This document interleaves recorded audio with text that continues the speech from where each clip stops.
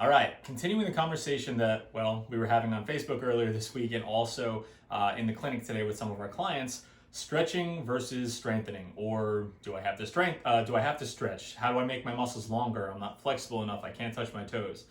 And the real answer to that is, well, first we want to know, why do you feel like you need to be more flexible? Why do you feel like you want to be able to touch your toes? This conversation came up with somebody who does some recreational sports, and their sport doesn't really require a whole lot of mobility from them. And people have this arbitrary notion that they have to be able to touch their toes. Well, I got news for you. Some people's arms are longer than other people, so it's going to be really easy for them to touch their toes versus somebody else. The bottom line is, it really depends on what your body needs. What kind of demands are you placing on your body? So your muscles need to be able to do two things. They need to be able to lengthen and they need to be able to shorten. Now, they have to be strong when it does both of those things. They have to be able to lengthen and still be strong there, produce a lot of force. And they also have to be able to shorten when they contract, when the muscles actually physically get shorter to produce strength. It has to be strong in both instances, lengthening and shortening. There's this conventional notion that stretching is better for you, and the more flexible you are, the better you are. Well, again, newsflash, I've seen plenty of gymnasts and dancers, and they have a lot of mobility, or people that come in, they just have a lot of mobility in general. Well, that's not necessarily good either, because they're actually missing part of that equation. They have a lot of mobility. They have the ability to lengthen their soft tissue, but they can't shorten it and be strong, or lengthen it and be strong in those extremes either. The converse aspect of that is, take like your typical stereotypical football player, or big bodybuilder, and a lot of times we don't necessarily associate them with being very flexible and mobile. It's tough for them to reach around and do certain things. So I go back to my college days when I was lifting a lot more weights and I was beefier than I am now, and it was tough for me to scratch my own back with my shoulders. So you don't want to be too mobile, and you also don't want to be too immobile, right? So there's that Goldilocks rule, somewhere right down the middle. Now, how do you actually improve lengthening if you do need to increase your flexibility or your mobility, right? So we're going to kind of bypass the conversation of whether it's necessary or not, but here are the best ways to do that.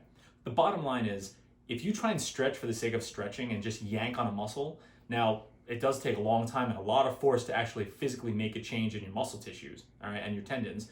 If you're going to do that, you are actually at increased risk of injury, because you're not actually strengthening that new length. You're not strengthening or integrating to your body how to control that new length of muscle.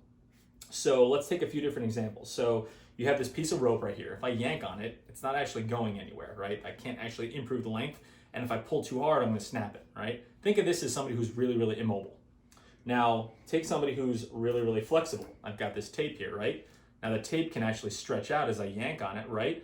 But look what's happening. If I stretch it, it's staying at that length. It's actually kind of overstretched now, or think of the fibers on your shirt. So if you stretch it, it doesn't actually contract. So you don't really necessarily think of this as being strong as you're increasing that length. And if you pull hard enough, if you strengthen it long enough and it's put under stress, it will snap.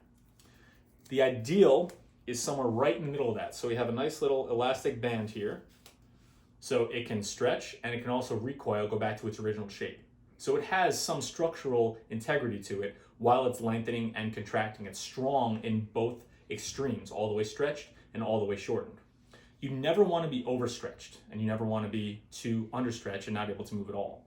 The best ways to go about lengthening your tissue and also keeping it strong is through various types of eccentric exercises, or other body positions where you're putting yourself in a position where certain muscles are longer, but you're forcing them to work. So we call that being under load. So under some sort of stress or some sort of mechanical load from an external resistance, whether it's gravity, your body weight, or even dumbbells, kettlebells, barbells, medicine balls, whatever it might be.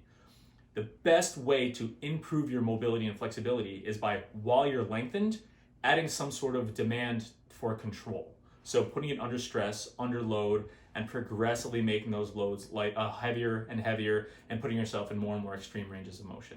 So again, you never want to be too far one way or too far the other. It's right down the middle. That's the best place to be, and you want to be strong in every single situation possible. So we'll throw up some videos to show you some ways to increase length in your hamstrings or other parts of your body, your shoulders and things like that, while also maintaining the ability to be strong there, so you mitigate that risk of injury. Because if you're too mobile and your muscles are too long but not strong enough to be there, you're going to be like that tape, you're going to snap. So stay tuned. If you have any questions, give us a shout.